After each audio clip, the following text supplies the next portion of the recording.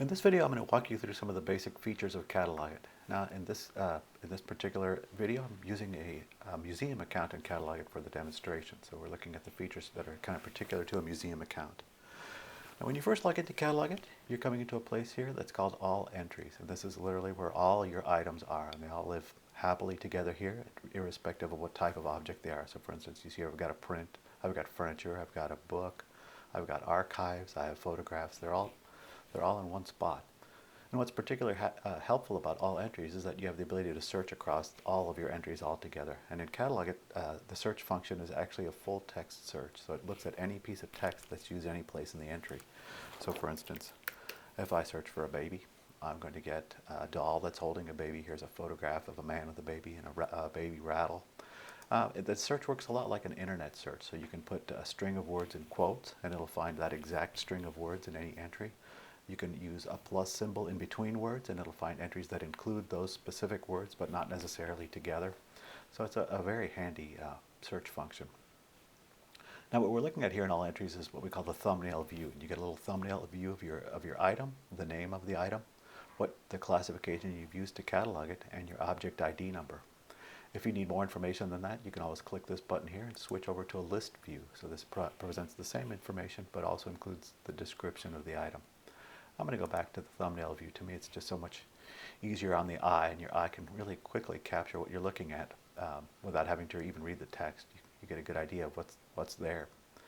Now, this is a small demonstration collection I've got here, but the scrolling that I'm doing right now works just as well when you have tens of thousands of items as when you have just a small group like this. Search is also just as effective in a huge collection as it is in a small one. Now let's go ahead and take a look at an entry here. I'm going to select this one, the birthplace of William Shakespeare. Now, one of the things you might notice right off the bat is that there's multiple images. There's no limit to the number of images you attach to an entry in CatalogIt or the size of those images. In fact, we recommend you use the highest resolution of images that you've got. In this case, this first image here is actually a high-res TIFF image. So the first one, we're looking at the thumbnail, we're looking at a small derivative that CatalogIt had created just for the purpose of that thumbnail image. This, we're looking at a slightly higher resolution derivative. I can click on it here and see an even higher resolution. I can even double click here, and now I can pan, I can zoom in and out. I can look very closely at some of the details here. This makes it easy to catalog, actually. If you have a few really good photographs, you can do a great deal of cataloging just from those photographs. But what's really neat about this is that I have the ability now to download the original image to my device, whatever device I'm at, wherever I'm at. And CatalogIt, like I said, is storing your original unaltered image for you in the cloud. So you can click this here, and it'll bring back to whatever device you're at your original image in its original format, whenever and wherever you want it.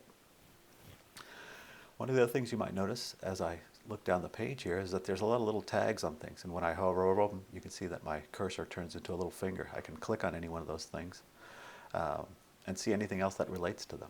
Now, in CatalogIt, those are all what we call profile fields. So they all connect items by whatever that piece of information is that's in there. So in other words, anything else that's a part of the succession, anything else that's related to Pearl Adams or England or paper. And that's particularly handy for people and places.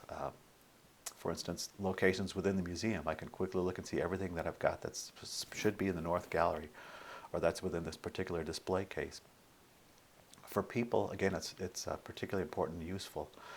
For instance, Wesley Adams here, I'm showing a note here that he was the original owner, and I have a little description here in the provenance about him having acquired this piece. But I'm going to click on Wesley Adams and just see who he is. So this is a profile I've created for him. I know a little bit of information about him. He was an immigrant from England to California. I know where he was born and when, and where he died. I know a few other people that he's related to that I've mentioned here, that are mentioned in my catalog. I even have attached an image of him in here. This kind of information can be really handy, for instance, for docents that are giving a tour. If somebody wants additional information about something, they've got it, right at their fingertips in an iPad or even on their phone. I show that Wesley's connected to 22 items in my collection. So I click on that, and I can actually see what they all are. So he's connected to this photograph, a number of other objects in my collection, and other people. So there's some of the other people that I know that he has some kind of connection to that are mentioned in my collection. And I can navigate to any one of these and see what that relationship might be. So for instance, I click over here to this book, The Library of Wit and Humor. And I scroll down here to the related people area again, and I can see that he purchased this book in 1887. So there's his connection back to this book. So every one of these helps to create this intricate web of connections between your objects in your collections, based on all kinds of pieces of data: where they are, when they were made, who made them, where they've been. So let's go back and create a new entry in CatalogIt. So once again, I'm in my All Entries folder. I'll show in a second here, you can have multiple folders, and whenever you create an entry in a folder, it's automatically going to appear in that folder, but it will also appear in all entries. I'm going to click on my plus button down here. This is actually your Create Entry button, and it gives me a few options right off the bat. I can grab a photo from my photo files. I can use a PDF if I've got one, or I can create one with no media. I don't have an image yet, and I want to add one later on. If you're on your phone or your tablet and you're using the CatalogIt app, you can actually create an entry by taking the photo directly through your iPad or your Android phone, any of those items. I'm going to click Photo here and select one out of my photo file. I want to work on this iron today. Okay, so now Catalog's uploaded the image, or ready to upload the image of my iron here. First I have to give it a name. Now, you saw you can create an entry even with no media, but you do have to give it a name. That's the only piece of information that's absolutely required in CatalogIt to create an entry. So now here I have the option to rotate the image. I can crop it. If I needed to zoom in or out, I could. Now this is actually a pretty good image, so I don't need to do any of those things. I've got these gray bars here, and you notice down here at the bottom it says I can drag the image to set my thumbnail. So I can move around this iron if I want to adjust how it's going to appear in my thumbnail. It actually was pretty good. So I'm actually going to click Next, and in CatalogIt it's going to say, okay, what type of an item is this? What classification do you want to use for it? So it starts out with the items that you've most recently used, so within the folder that you're at. So I've been working on painting, I've got jewelry, I've got objects. In this case, I'm going to select Object Artifact. And there's a few subclasses underneath Object Artifact, but Object Artifact itself is actually a particularly handy one. There's a few that you'll find are very useful. Object Artifact, Photograph, Publication, Archive. In this case, I'm going to select Object Artifact again, and this brings up, first of all, now it's uploaded my image, and I'm ready to go ahead and start cataloging it. I can give it a description, use, context. I can attach it to any particular collection that I've got. I can state the person who cataloged it. Now these fields here with the ellipses after them, those are those profile fields in CatalogIt. So when I select them, it shows the ones that I've created. So if it's a part of a particular collection in my institution, I could attach it to that collection. Or if I know I'm going to create a new collection, I can always click the plus here. So for every one of these profile fields, you have the ability to either use what's already in the system, either you've added or CatalogIt has previously added, or you can add a new one. In this case, I'm not going to attach it to a collection, but it was cataloged by a particular person, so I'm going to start to type in the name Marjorie. I just start to type a few letters and I'll find it.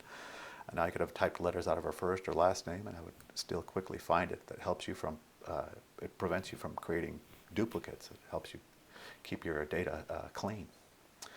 Acquisition is how did the object come into the possession of your institution. So in this case, I'm going to say that it was an accessioned item.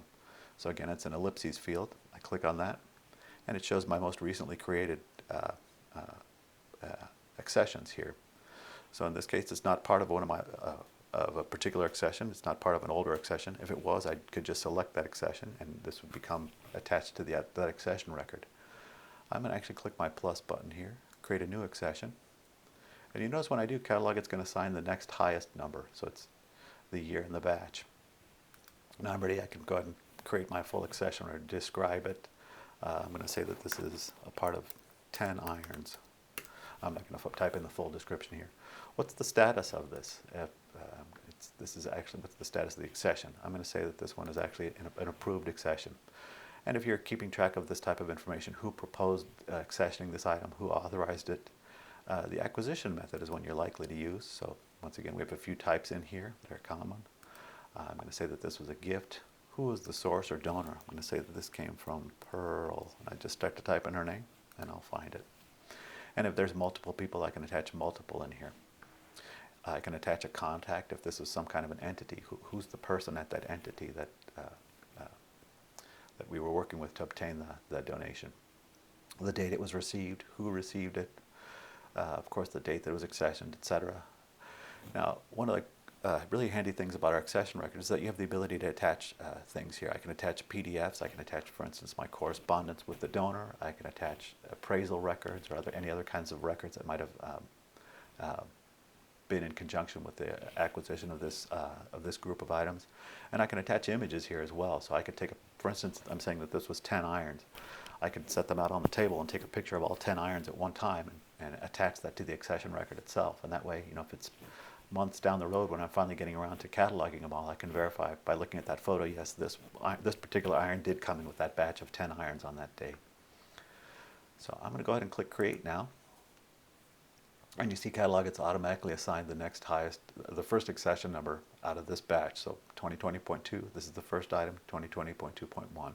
So CatalogIt defaults to using the kind of the three-part system that's kind of probably the most common in use, at least in the United States and in Canada.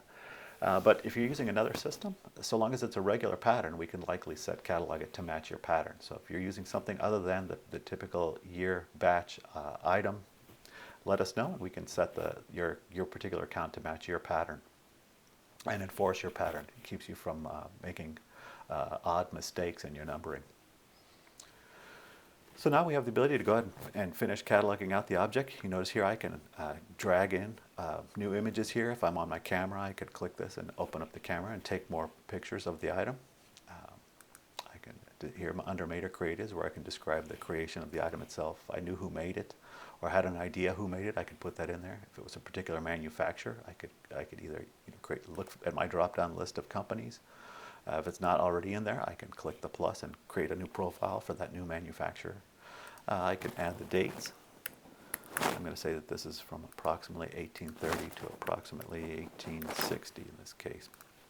I can assign a time period to it. So, for instance, when I click on this catalog, it's kind of give you some suggestions of things you might use in here. There's centuries. There's also different types of art periods if you want to track things. If you've got art collection and you want to track things by the art period.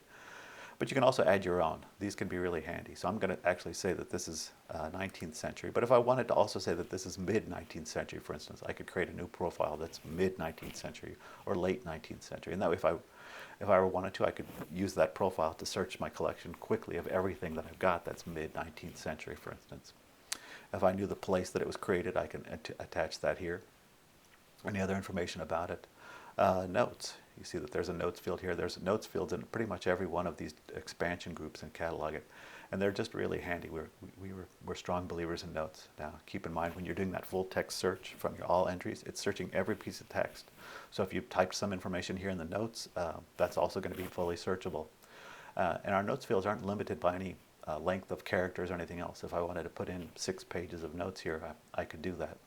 I could even copy them out of Microsoft Word or a Google Sheet, for instance, and paste them into there. Lexicon is where your controlled vocabularies live. For instance, the Nomenclature 4.0 vocabulary is fully loaded into CatalogIt, and we made it fully searchable and actually very easy to use. So if you're not familiar with Nomenclature 4.0, it's a standardized object term system. So I'm actually going to type in, it brings up a search bar. I'm going to type in what I'm working on here on iron.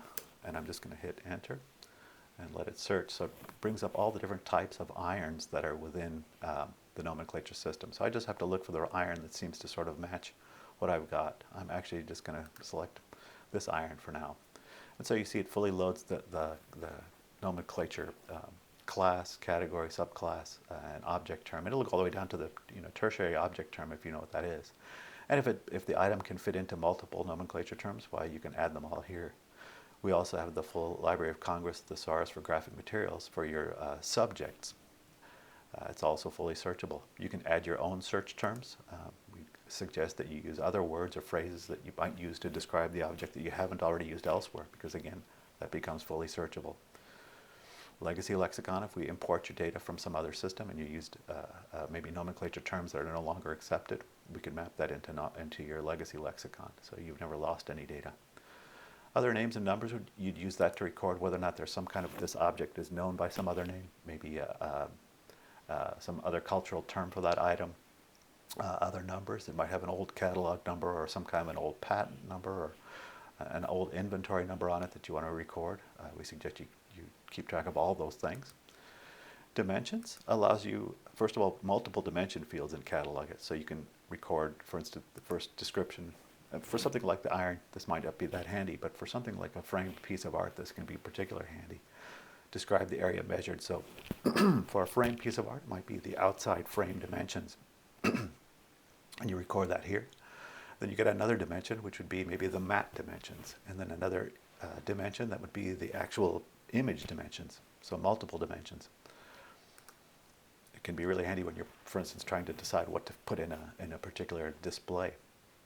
If it's made up of multiple parts, the materials that it's comprised of, the colors, location fields in CatalogIt. Again, there's a lot of location fields to allow for in-depth tracking of where your items are. So there's a whole set for the current location and then another set for its storage location, kind of its permanent home location, you might think of that. And these are all, of course, profile fields that are pertinent to your specific collection. So when I click on building, I've got a couple buildings that exist in my collection here. I'm going to say that this is in the main museum building. It's actually currently in the basement. It is actually on my shelf 13, etc. And all the way down to others. So others, if it's something that doesn't quite fit into one of these types of these descriptive areas, you can create another field for that. I'm going to shrink this down again. The ability to shrink these down can make it a little bit easier to navigate your way along as you're doing your cataloging. Inventory, to track all the times that you've conducted an inventory and verified that the item is where it's supposed to be and in the condition it's supposed to be in, etc. Condition reporting in CatalogIt is really, I think, pretty neat.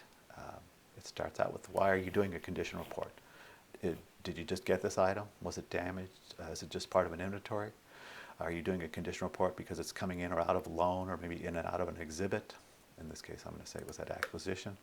And so overall condition allows you to assign basically just a kind of a one-word description of what the item's condition is. So I'm going to say this is in very good condition. And now we can go into all kinds of details. So condition detail is a profile field with lots of specific condition issues that an item might have. And you can start to type in here. For instance, this is iron. It might be rusty. It might be soiled. Start to type in some words there and I can get these conditions. And now I'm going to go into great detail to describe the overall cleanliness, the surface, the materials that it's made up of. If it's got some kind of an internal structure, what's the condition of that? Made up of parts, if it's got some kind of a mechanism, like this iron has got a little door that's supposed to open, I can describe whether that's working or not. If I'm making any recommendations, I can include the notes there. So, of course, the date it was examined and by whom. And then, of course, multiple conditions, because really every time that you take something out or put something back, you should do a quick check of its condition. You want to make sure that the condition hasn't changed over time as a result of maybe where it's stored or the way it's been handled or it's been otherwise potentially damaged. Maintenance, if the item requires some kind of regular maintenance or has undergone some kind of maintenance, you could track that there. If it's undergone some kind of conservation, you can keep track of all the conservation work that's happened to it. So why was the conservation done? What sorts of treatments were applied? And so there's a whole list here of typical conservation treatments that an item might undergo. And of course there can be multiple. So the dates that condition, that conservation took place, who did it, any kind of notes that they have.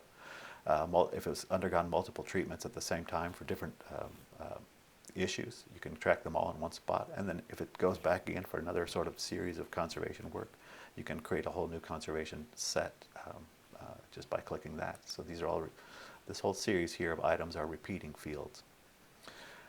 Valuations, you can attach formal appraisals or create a profile for a formal appraisal. Multiple items might have been appraised at the same time. Or just give a quick sort of an estimated value and who estimated that and when.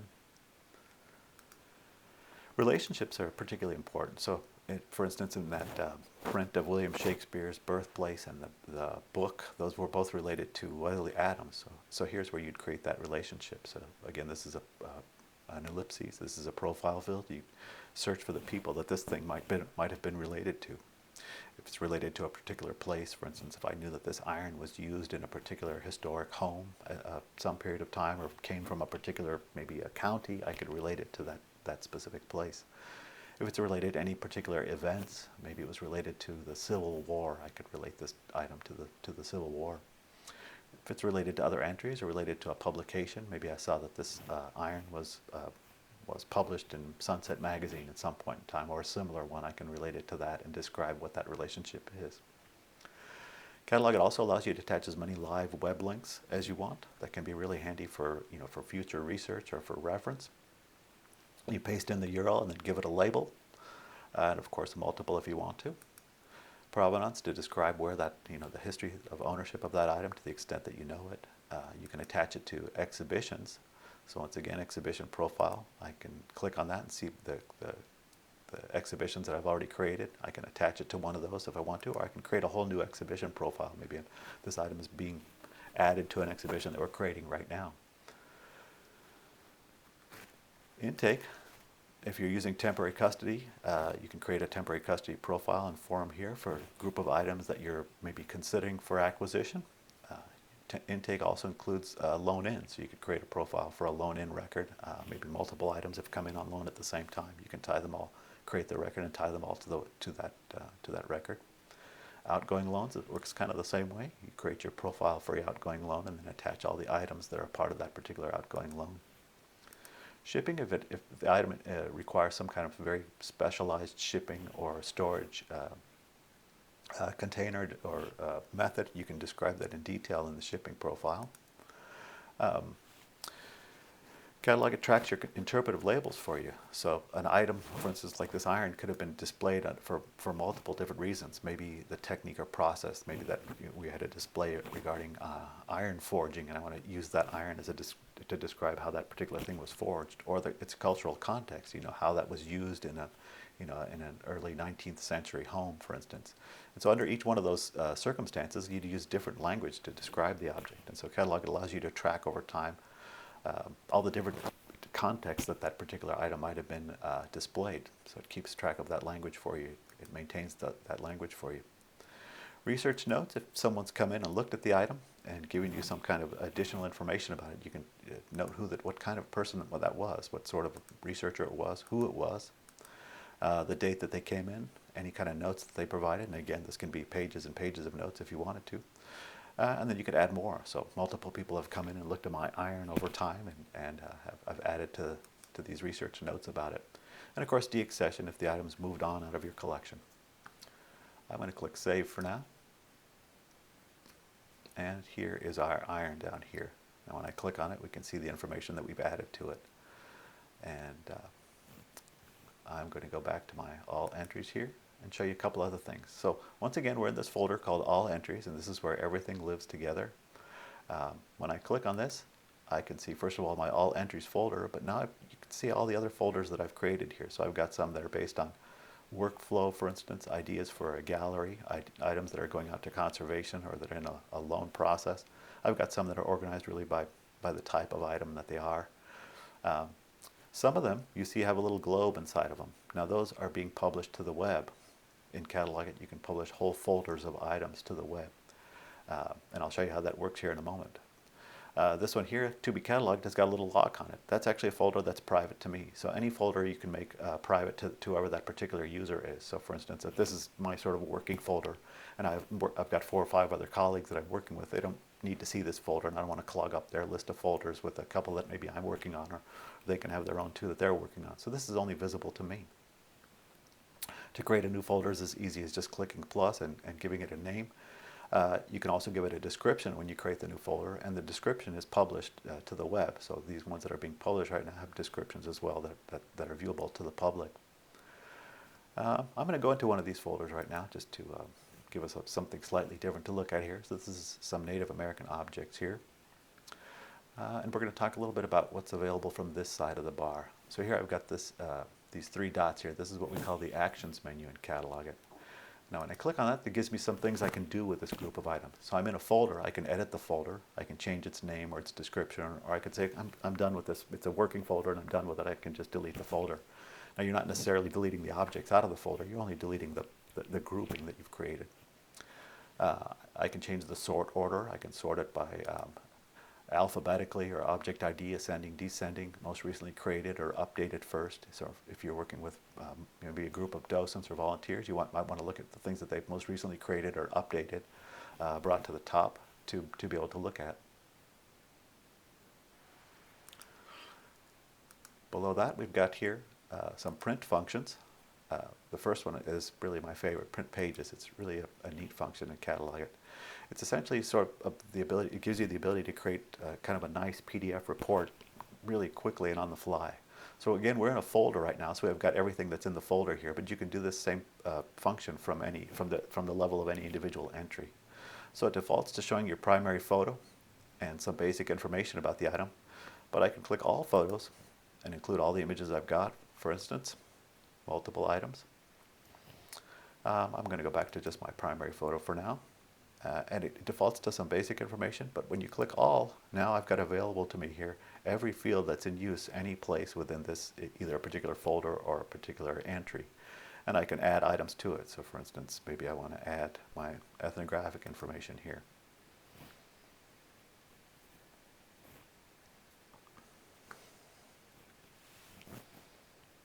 Next thing I'm going to talk about here from the Actions menu.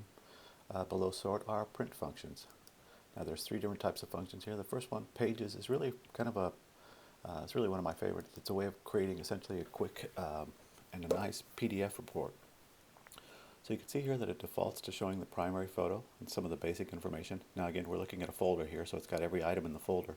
But these same print functions are available for any specific entry as well. So you can deselect some of this common information if you just want some very basic information, but you can also select all, and that makes available to you here every other field that's any place in use within the folder or the entry that you're looking at.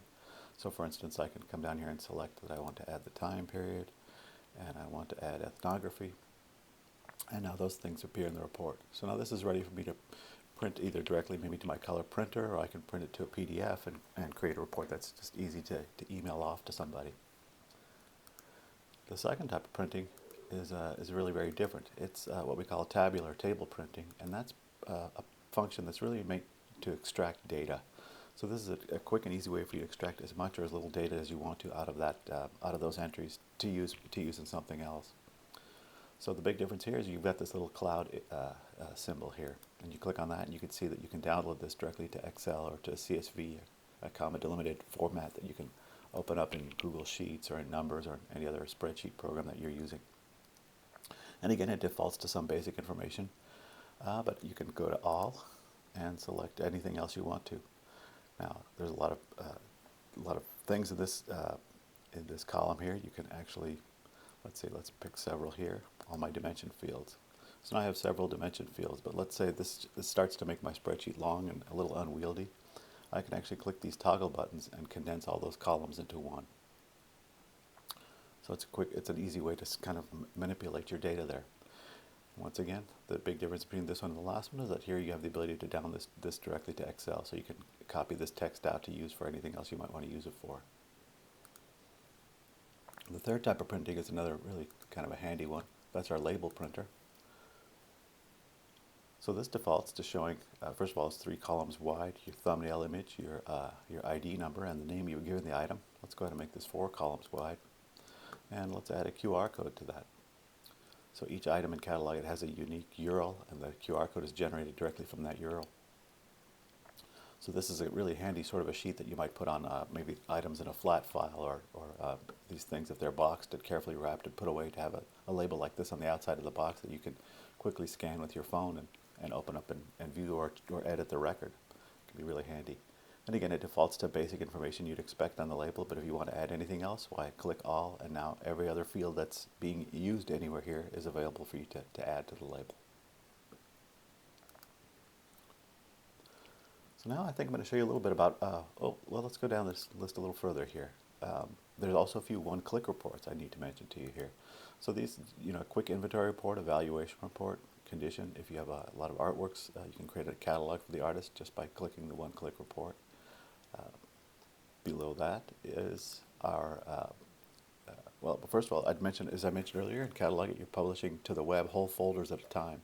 And to publish a folder is as easy as checking this check mark. Once you've got yourself set up, you check the checkbox and the folder is published. We'll take a look at that here in just a moment. Import and export. Import is actually, it's an easy way to get kind of a jump start on your documentation. If you've got some data already in a spreadsheet, you can actually fairly easily import that spreadsheet and create new entries directly from it. Catalog will walk you through the process. And of course, export. We're big believers at CatalogIt that everything you put into CatalogIt is yours. It's yours. It's always yours all the time. You should never have any kind of impediment to getting your data back out again. So you can use the export function to export your data in a couple of different formats anytime you want to. We're actually expanding the formats that will be available for you to export. So now let's take a look at web publishing. So I think let's just go back to all entries for a moment. And I'm going to click on another tab up here. I'm going to click on the CatalogIt Hub. So included with a subscription to CatalogIt is the ability to publish to what we call the CatalogIt Hub. And this is what this looks like here. So this is the hub page for the demonstration account we were just looking at here. So once again, we're out on the internet now. We're not in CatalogIt anymore. We're in the CatalogIt Hub. So you can see here I've uploaded an image here for my logo. I've picked a photo here that I wanted to use for my background image. I've added my address. I have a link back to my website here, and here I have space. I can create a description of my entity, and then here are the folders that I've published. Now I can look at any particular. First of all, I can search here, and I can search across all the folders, or I can go into any particular folder. Here's the Native American objects we were just looking at, and I can search within that folder. And the search here is much like the search within CatalogIt. It's a full text search across any of the text that you've used in any of the entries here. So let's take a look and see what an entry looks like in the hub here. Let's look at this cooking basket. So you see, first of all, here's all the data that I've allowed to be published, and I'll show you how that works here. Multiple images of the item, and of course the public is welcome to come here and look at these images. Scroll through them. They actually display really quite nicely. So and you can see here are the folders again that I've published here. So let's go back to CatalogIt for a moment. I'm going to go back to CatalogIt here. I'm going to go to my main menu. And you can see once again the folders that have the little globe symbol in them are the folders that I'm publishing out to the internet right now. And here's a folder, for instance, this furniture folder I haven't published right now. So I'm going to go back over here to my Actions menu, down to Publish Folder. And now you'll notice it's got a check mark there. It's being published. So let's go back to the CatalogIt Hub. I'm going to refresh,